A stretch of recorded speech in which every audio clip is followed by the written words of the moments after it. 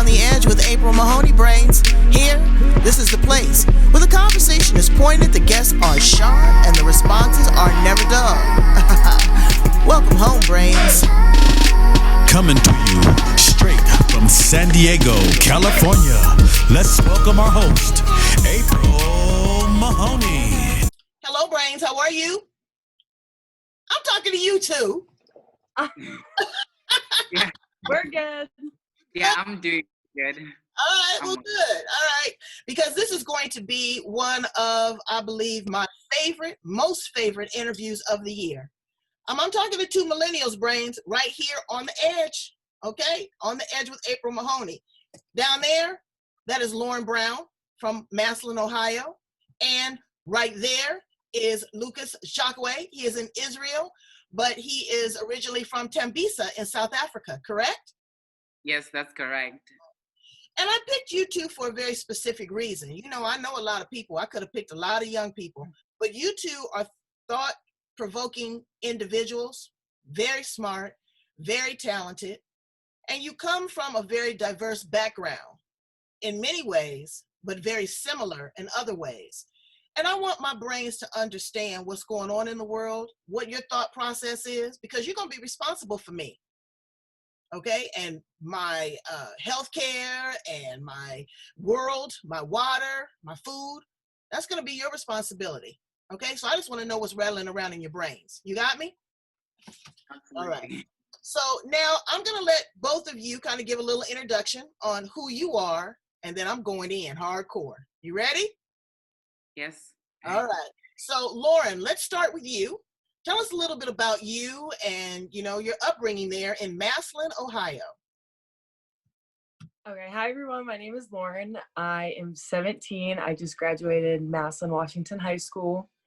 And in high school, I did cheerleading, gymnastics, and track. And I was part of a lot of clubs. I enjoyed my time in high school. And I'm going to Kent State University to major in biology and hopefully to go to PA school to be an orthopedic physician's assistant. Why don't you just be an orthopedic surgeon? You won't be nobody's assistant. Well, I would be an orthopedic doctor then. PA school is only 3 years and it's like half the cost of medical school, so. Don't worry about the cost, baby. Don't worry about it. That'll come through. Lucas Tshokwe, what you doing there in Israel? Hi, I'm good. So I'm Lucas. I'm originally from South Africa in Tembisa. And 2 years ago, I decided to drop out of South African high school when I was in 12th grade and to go on to Israel to study the International Baccalaureate program because I felt that someone with my way of thinking and my values in life, I had to study in an environment that matched that or that allowed for me to grow. So I'm primarily interested in the arts and the sciences. With the sciences particularly, I've been active in the science community in terms of like innovating scientific projects to better my own community of Tembisa. And in terms of the arts, I'm a dancer, I'm a singer, spoken word artist. And yes, I'm excited to be here today. Well, both of you are my loves and friends of the show. So you live in two different parts of the world, but very similar environments. Now, just from my experience, because I spent a lot of time in Ohio, they can be, I don't like to use the word racist, you know, that's just running off people's mouth, but they pretty separatists and they have their own way of thinking. And it's been that way for a long time, pretty backwards. But again, it happens and it's not everybody, but it's a large majority. They have a large influence when it comes to delegates, when it comes to voting. I noticed that it's not very progressive anymore. I go there and there's not even buses running in Massillon, Ohio. You know, on Sunday, everything is shut down. 5 o'clock, everything is shut down. So it's still not as progressive as some. South Africa, same thing. You grew up when Mandela was still alive. So you understand apartheid, okay? You understand what it is to be Black in your own land, in your own country, with no respect. You are a Black man now in the world and you are being hunted like an animal. for sport. How does that make you feel, Lucas? Personally, it makes me feel like I am not understood, like the world just doesn't get me. I just walk on the streets and I'm seeing, and automatically people think that I'm this, I'm that, and I'm this. And they never really stop to question, like, what are your values? What are your intentions? What are you willing to bring forth to the table? So in a lot of ways, I feel that the color of my skin steps outside into the world before my brain does. And at times that was depressing for me for a very long time, because it was hard to navigate how can I execute my artistry into this world, and how can I execute my ideas, how can I make forth change when I'm being looked at that way with prejudice and being judged at the same time. So it makes me feel like the world doesn't create a platform for me to speak up, and it doesn't create a platform for me to make my thoughts heard well, and it doesn't also create a platform for me to be part of the world. So in a way, I feel like I am limited to only be in the working class industry, and I feel like I'm also limited to not step out of the box. And that's how I feel, that the world has created a box for me and it doesn't want me to step out of it. Now, Lauren, let me ask you a question, because you have been very involved in sports. I mean, you are the top of your class, girl. You are a gymnast like no other. I was waiting for you to pop up in the Olympics. And you've also been very progressive. You know, our cousin, because if you guys don't know, this is my baby cousin, but our cousin was one of the very first Black cheerleaders there in Massillon, Ohio. And you have followed in her footsteps by being, you know, acknowledged and rewarded as being a cheerleader. But you told me as we first started this interview that you have not been subjected to a lot of racism. Really? Why is that? No, I haven't. Did you say why is that? Yeah, and I mean, do you understand and know what racism is? I do. Like my dad, he experienced racism, and I'm sure a lot of my friends that are of color have experienced racism, but I feel like I honestly don't know why I haven't. Some, like, most Black people view me as white and say I'm too white. White people view me as Black and say I'm too, I don't know, ghetto. And I'm neither of those. Like, I'm me. I'm 50-50, so there's no pushing me to one side or the other. I'm equal parts of both, and I'm proud to be equal parts of both, because we're all equal. And I'm like, not to, I don't know, give myself too much credit, but I am like a role model in the classroom and at gymnastics and on the track. Like, there's very few things that I've done wrong throughout my life that could, I don't know, be viewed as something to target me for, especially like when it comes to my race. Okay, so let me ask you another question. Have you ever been denied any opportunity? I mean, and again, you're also Miss Macedonia. Now, Miss Macedonia is, did I say that correct? Macedonia? Yes. Okay, so, you know, I did my research, honey. Ain't been too many Blacks of them ever. And I also did my research. I didn't see a lot of publicity about you in the news. What's up with that? Me and Caleb, which was outstanding senior boy, we were in the newspaper. The picture they had taken that day of us was in the newspaper. And I did get posted a lot on social media through the school, my teachers, my coaches. But I guess probably a lot of it has to do with COVID, like not being able to get the publicity for it. Because normally, like, whenever we had our assembly, they would like have a big blown up picture of it, and then it'd be covered, and then they would uncover it. So it's more of a surprise. And Okay, all right, I'll buy that. But what are you going to do with that platform? How are you as a Black woman, because you know, if you got a drop of Black in you, they're going to call you Black before they call you white. yes. How are you going to use your platform with such a honor for other young Black girls? And I'm talking about the ones that are not mixed. I'm talking about other Black children to look up to you and your accomplishments and not feel substandard, like Lucas feels not seen? I guess I would like to use my platform to, especially because a lot of the younger Black females in Massillon aren't really like participating in a lot of activities that they offer here. I would hope to get them like more involved and know that the color of their skin doesn't provide like a barrier of who can do what in Massillon.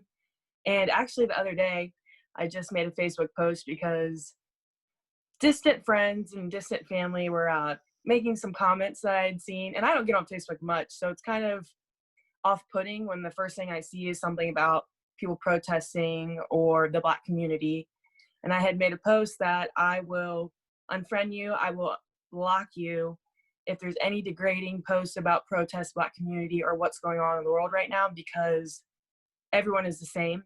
And adults should know that words do hurt, no matter if they're on social media, in person, and that some opinions are meant to be kept to yourself, even though you shouldn't have the opinions at all. Right. So now, Lucas, Black Lives Matter.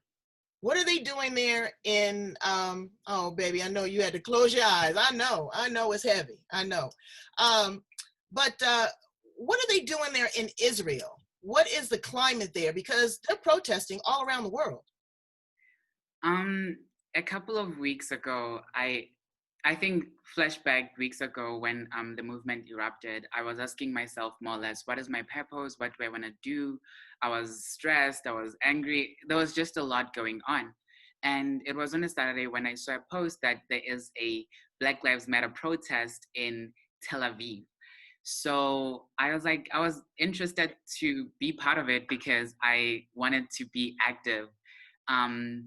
But as I scrolled onto the advertisement, I noticed that the Black Lives Matter emblem was put inside the Star of David within the Israeli flag. What? So I sent a message to the organizer, and I was like, hey, I feel like it's really inappropriate to put in the Black Lives Matter emblem inside the Star of David, because that just like disorientate the whole meaning of this. We don't want to be inside the Star of David. This is not, and I'll just get onto it later, but then my point with this was that the Black Lives Matter emblem should stand on its own because we want equality. We are not asking you all to just, slither in and, just blend in. We want equality. That's what we want. So flash forward, the organizer replied, and with a very vague response, which just put my energy off because I felt like I was not heard, especially as a Black person, trying to speak on how small details can literally change the whole idea of the movement. So seeing the Black Lives Matter emblem within the Israeli flag, and having the organizer say that, oh, we are standing for Black lives, we're just showing solidarity for Black lives in America. And my first question that popped up was, what about the Black lives in Israel? Because there's a lot of Israel is in Africa, really? there's a lot of mistreatment of Black people in the south of Tel Aviv, which is one of the neighborhoods in Tel Aviv, which is not only filled with Black people, but in the week that the Black Lives Matter movement happened in America, also there were some videos of police brutality within those communities of refugees. I want to hear people here in Israel talk about how they want to include people who are Black in the Israeli society, from making sure that they have healthcare, from taking care of the refugees, from taking care of the immigrants, because I saw this whole movement here in Israel as being performative, because that's what's been happening. We acting as if we are a trend, and it hurts me a lot because I face racism every day, and I've faced it recently, as in like yesterday at a restaurant, and I'm not a show. We are not a show as Black people, and we are not a trend. And I just wanted the organizers to understand that you guys need to protest against the government of Israel about how it is not treating Black people as equals within the Israeli society, and about how Black people still face most of the racism within Israel. Because it had me so much that now it was like, oh, Israel stands in solidarity with the Black Lives Movement in America, right? But I asked myself, haven't these people thought about the Black lives that are within Israel?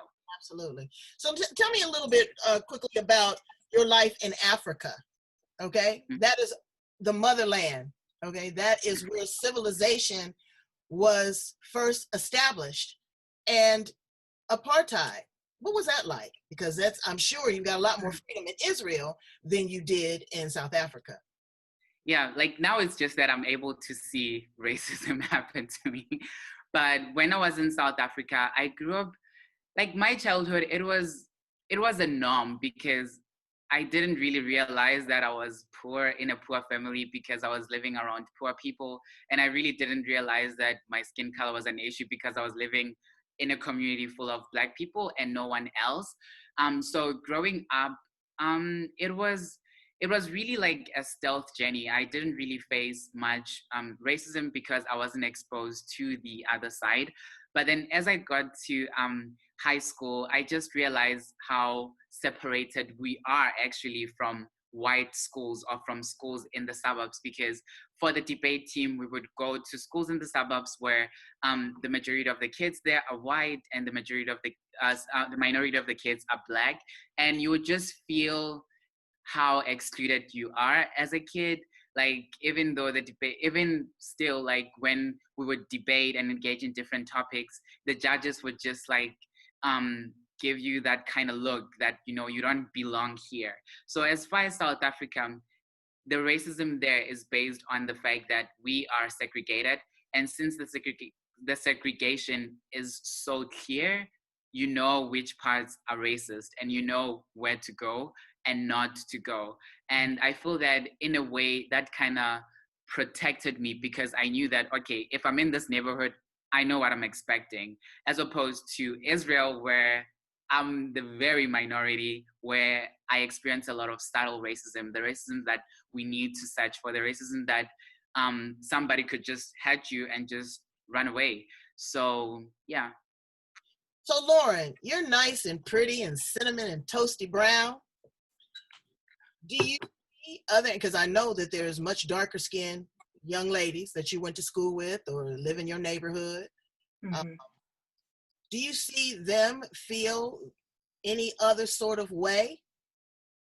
Do they ever talk? Honestly, I have not. No, none of them have really spoken out that I have seen. I've never, whenever I talk to my friends of color, they never bring it up ever. And as far as social media goes, since, you know, you don't see very many people right now, I haven't seen anything. But I'm sure there are people that are darker than me that are feeling. So how do you, well, let me ask you this. Your hair is very straight. It's beautiful. I know it's flat ironed. But I'm under the impression that your natural hair texture is wavy and curly because you are of mixed race. And so there's a song out by India Irie that says, I am not my hair, I am not my skin, I am the soul that lives within. You know, what do you feel about that? How do you embrace your Blackness as a Black woman? How do you let that shine? Not the fact that you're mixed, because we already know that, but how do you embrace your Blackness? I would say my style more than my hair. I know my hair it's naturally really curly, but for me, the purpose behind that is not because like I'm embarrassed of being Black or anything. It's because it's easier to manage. And whenever I did cheerleading, my hair had to be all the way up, and it was just a lot easier for me that way. And I would say my style represents more of me embracing my Blackness, because I don't dress like a white girl, a typical white girl. I have like... You don't dress like Karen? Karen. That's the new white girl named Karen. I Okay. don't dress like Karen. So is it the stereotype? Do you wear the baggy pants? Do you have your hat on backwards? Do you have your hoodie on? You know, do you talk with slang and untie your shoes? Is that what people think of us as Black people when they look at our image and our style? Tell me a little bit about your style that embraces your ethnicity. Wait, which one are you talking to? You. I'm sorry. You. Oh, me still? Yeah, My yeah. style? Yeah. So what is your style that embraces your ethnicity as being a Black woman? As you know, like the Black race is very like big on shoes, and they have always styled their shoes like being a main focal piece. And of course, my dad was like a shoe connoisseur, Yep. so I got most of that from him. And I have like tennis shoes. I like to style those differently. I was actually reading a post the other day about what like fashion trends Black people have started in like the American society. And one of them was like the names, like having your name on things. Logo. And actually, I have a lot of things with my name on them. I have like a necklace, and I'm big on that. But Okay. like hoop earrings, I know those are like stereotyped to like Black girls. I wear hoop earrings. So you use the term ghetto, and that just turns me inside out, because I'm proud of the ghetto. I am from South Central LA, the 213, absolutely. But see, the story of ghetto is where the Jews came to New York, but they brought their culture. They brought their food. They brought their wares. They brought their religion. They stayed together as a cluster, and they have flourished. So a ghetto is a place that we are nourished, that we are taught, that we are bred, that we are held in solidarity, that we support one another. So don't ever let anybody say that you're ghetto and you hold your head down. You hold your head up with pride, Lucas and Lauren, okay? Because to be a part of something is far better than being a wanderer among nothing, okay? So now let's talk a little bit about affirmative action. Both of you guys are about to go to college and get jobs, okay? You're gonna be self-sufficient. You're gonna be on your own. That's nerve-wracking, okay? No more mama and daddy. Well, Lucas, you've been on your own pretty much a little bit longer than Lauren has, but you're about to step out there in the world. So when you go out there in the world and you apply for jobs, this was cute. My niece is Black and white, and I asked her once upon a time, I said, when you go to fill out your job application, what are you gonna mark, Black or white? She said, Auntie, they don't have a box that says light-skinned. And I'm like, so she has diluted herself from being Black, okay? She's not trying to go there all the way, but then she wants to incorporate her white.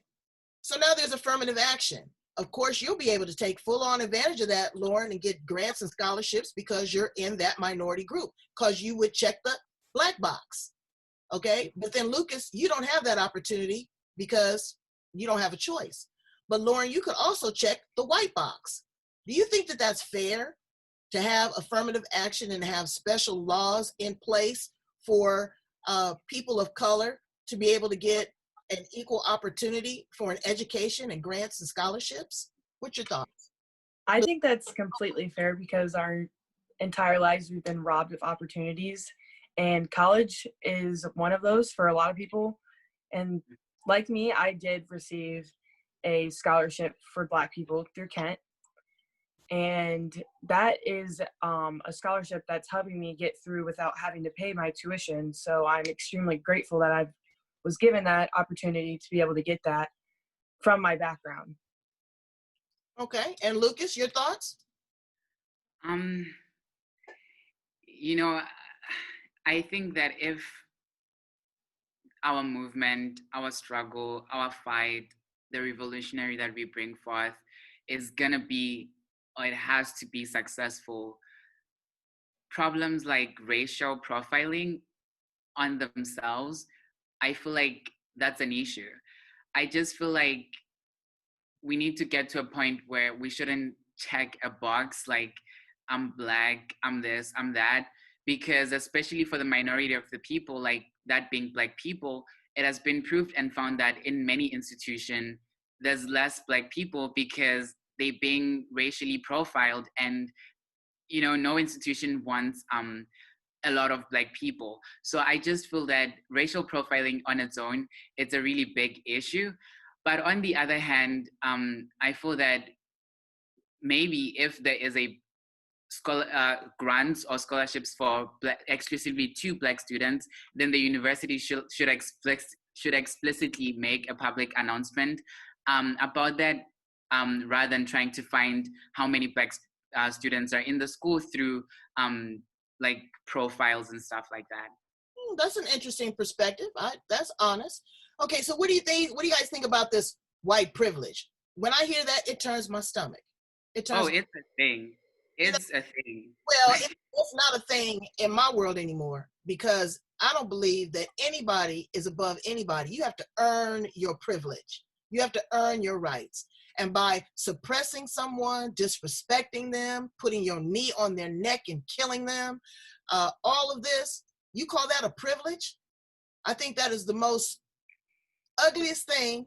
I was about to use another word. I had to catch myself. That's one of the ugliest things in the world. And for white folks to walk around, my girlfriend said to me, and in April, I don't know what to do. I'm going to use my white privilege like it's a damn Visa card. You can't just get in the club like that, baby. You can't. So what do you think, Lauren, about the term white privilege? I actually never thought about the way that you said, like the white privilege being as you can get away with kneeling on someone's neck for 8 minutes and getting away with it in the beginning before the social media took over, or being able to call out names without any like consequences. Or I honestly didn't think of that as part of like the definition of white privilege, but now I kind of look at it as a different way, because like Lucas said, when he said it was a thing, I definitely agreed with him. But no, I honestly wouldn't call it privilege. It's saddening and like sickening to even think that that term is even a thing still today in like 2020. I thought we would have advanced a lot more now, and seems like we're sort of going backwards in time again. Well, you know what? We can change it by stop using it and stop allowing it, because it's not a privilege. And I'm here to tell you publicly, 62,000 brains, it ain't a privilege. It's a disadvantage. What do you think about voting? Let me ask you about that, okay? Are you registered to vote, Lauren? Oh, no, not yet, because you're not 18. I can, like, in South Africa. Okay. I can register to vote since I will be like 18 in the next presidential election. And so is that on your agenda? It's something that I definitely want to do, but I have not done yet.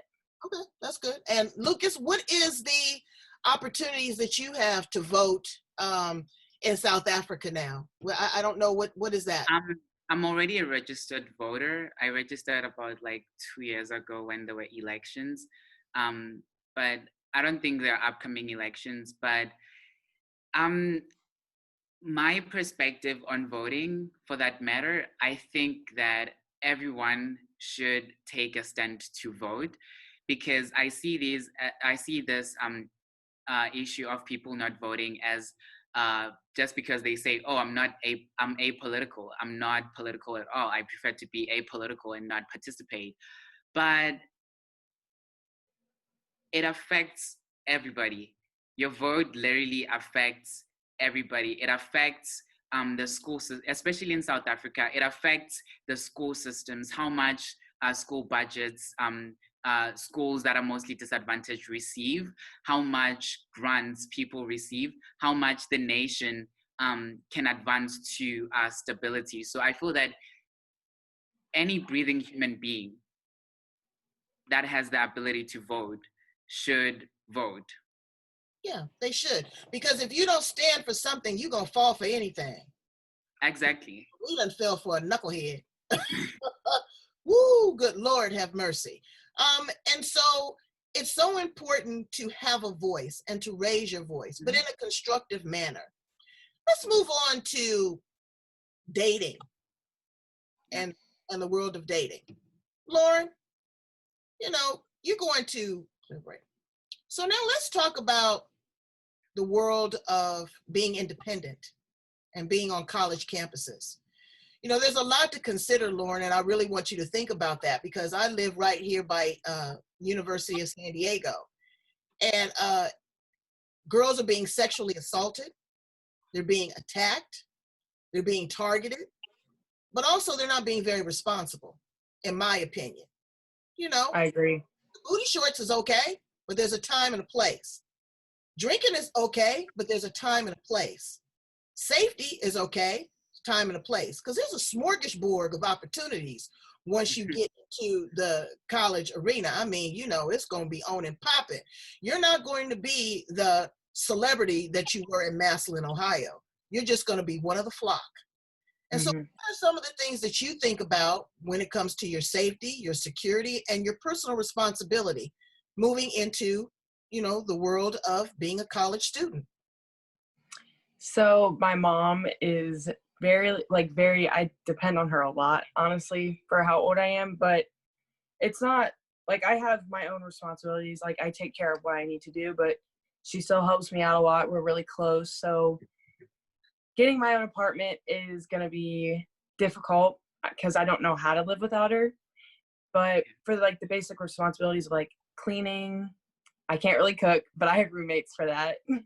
And as far as safety, I have my car, so hopefully I won't be walking anywhere that much because I do think about that. Like even at my house, when I'm getting out of my car at night, I look around first. Or when I'm getting into my car, I look underneath the car and I look in the back seat to make sure no one's in there because I don't know. I'm just afraid that someone will be there. And for my apartment, you obviously have to have like a key to get into the complex. And I feel pretty safe, but there's a possibility that I'm not going to be. Well, you know what? You don't have to be on a college campus, baby, not to be safe. And let me tell you how somebody put a roofie in my drink. And I stepped right back on his foot with them stiletto heels. He probably had to get his toe amputated. So you have to watch people. You got to watch the girls just like you got to watch the guys, okay? Because there's a lot of people that are out there that are jealous. You know, you don't have to worry about looking up under your car. You get you a self-defense class and some mace. And you go asshole crazy on anybody that comes near you, okay? So don't even worry about that. Lucas, you are in a war-torn country, okay? We talking about bombs going off and tear gas and all of that ugliness. How in the world do you feel safe? Honestly though, I really had to adjust to not being safe and to understand that firsthand by coming to Israel, a war-torn zone. I had to understand that I'm taking a risk with my life, and I had to prepare my family for that. I had to make them understand that I'm going to this country specifically for a reason, and I know that my life is at risk, but I'm going to try and keep myself as safe as possible, but I can't really prevent it because earlier this year, there've been bombs. Literally, I'm always like almost all the time. We always have drills going on around. Like we're in the apartments where I live. Just underneath, there's a shelter in which we can quickly run to when there's a bomb alert and stuff like that. But then there were moments when bombs really got close to where I live and really like hit homes next to where I live. And I asked myself, what if this happens to me? But I feel that I've gotten to a point where I don't know how to say this in such a way that it will sound digestible, but I'm gonna say it anyways.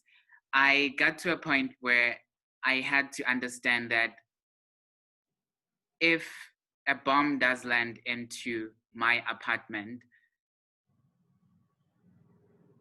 then that's happening for a reason. And you know what? That's how I feel about the coronavirus, okay? Yeah. Let me ask y'all real quick. Are y'all anti-mask or pro-mask? I'm pro-mask. I feel like I live in a hippiest country because at this point, almost everything is open. People are walking all around without masks and masks. People are not taking responsibility. The cases have been dramatically increasing. So I feel that me especially, I should protect myself because as soon as there are flights and I'll be able to fly home, my grandmother is 85 years old and I would want her to live longer, to see my life flourish and to see the lives that I impact and to see the future world. So I'm taking precautions. Lauren, you pro-mask or anti-mask? Myself, I'm anti-mask, but I definitely think it's based off of personal preference. So I choose not to wear a mask when I go out, but I also don't go out that often. But like when I'm working, I wear a mask to protect other people, not me. And You care about other people's safety before your own safety. I'm just asking. no, but I'm saying like we're wearing them at my job, not to protect the workers, but to protect like who I'm spotting and because I'm a tumbling coach. Okay. So to protect the athletes more than to protect myself. Well, I'm telling you, I'm pro-mask because it's about protecting me. Who's gonna be on the edge if anything happens to me? I mean, my goodness. So, again, it is you have to take it seriously. It's like the devil, young people. It's invisible. And you fighting the evils of the world every single day. You can't see it. You can't see the air. You can't see people's thoughts. You can't see people's intentions. You can't see their reasoning behind what they do. It's invisible. But know that it can be evil and it can be harmful. Absolutely. And so you have everything in the world to live for. And if it's a minor inconvenience to cover your face, these governors are out here fighting for other people's lives. They could be at home chilling, okay? But they are fighting and they're taking, a bullet in their back every single day. And then you got this other gentleman, number 45. I can't put that filth on my tongue. You have this other individual out there encouraging people not to take care of themselves. Don't care about nothing. An equal opportunity hater, not just Black people, old people, white people, Chinese people, Jewish people, disabled people. He's marked them all. So it's a personal responsibility that I encourage you to really think about. Yes, it is an inconvenience and it's not attractive. Mr. Magnificent bought me one of them face shields. I love it. But again, it's about protecting yourself. So we've talked about safety, we've talked about security, we've talked about voting, we've talked about Black Lives Matter. Now let's talk about the future. Where's your future headed, Lauren? Once you get there and you are a woman of prestige and you have your medical credentials and you are making an impact in the world, what is that going to look like for you? Do you have any idea what that might feel like? I don't know if this is a bad thing to say, but I don't want to be living in Massillon, Ohio anymore. I want to go somewhere where there's more opportunities, and like we don't even have a hospital here anymore. So I want to be somewhere where I can grow and I can reach more people that I can help, because I want to be a healthcare worker, because life is like one of the most like valuable things. Actually, no, it is the most valuable thing that you could give a person. And if they're in pain, if they're down on themselves because they can no longer function the way they used to, then that's what I want to be able to help them with. So that's what I want my future to look like. Okay, so baby, you can start by wearing a mask. I just food for thought. I'm just throwing it out there. But if you are looking to support, take care, nurture, want to be there for people, you've got to take care of yourself first, and you've got to be that responsible person. And this is your first test in that task. Lucas, baby, what does your future look like after you come here to LA to be with me? Because we're going to get turned up. Hopefully that's going to happen. But, it seems like I have this deep feeling that I'm really following a very unconventional lifestyle. But I see my future as an artist, because my primary goal in being an artist is to make people be more aware of themselves, especially African young people, because I wasn't so much aware of myself. But then through art, through dancing, through learning or taking courses of African studies and finding more about those, I got to learn more about myself. So I think my future is headed to teach and to help other young people like myself who are in war-torn zone areas and in segregated places in Africa, to just help them be more aware of themselves and be more realized of their purpose in life. Well, I don't ever want you to give up on your dream of creating renewable and sustainable energy, because that is one of the things. You know, he lives in a country, Lauren, where they have to share the electricity. It's load sharing. So 3 or 4 days, they get the load. The next city, you know, like Canton or Akron, they get the load. So then they're without electricity. They're without refrigeration. They're without, you know, lighting, you know, just the basic necessities, the pumps to run the water. So those are things that are critical. I mean, that's nothing special, you know, and Maslin doesn't even have a hospital anymore. I don't know who in the world thinks that they could live without a hospital. I don't understand that, you know, and how could these funds and the money be diverted from necessary essentials as hospital, transportation, food, all of that. So I want you to think about that. And no, you may not want to live in Maslin, but you might want to be an innovator and an influencer for the young people that are coming up behind you in Maslin, for the young Black women that are being underserved and overlooked, that don't have the pretty straight hair, that don't have the pretty cinnamon skin, that don't have the opportunities to go to Kent State, that may not want to be a gymnast or can't be a gymnast, because people are looking at that. Do we really want this girl traveling with us around, you know, these states? Those are just some things to think about. Lucas, I want you to, again, to stand on solid ground. Feel the fear and do it anyway, baby. Walk on water like Jesus did, okay? Be the man that you are supposed to be.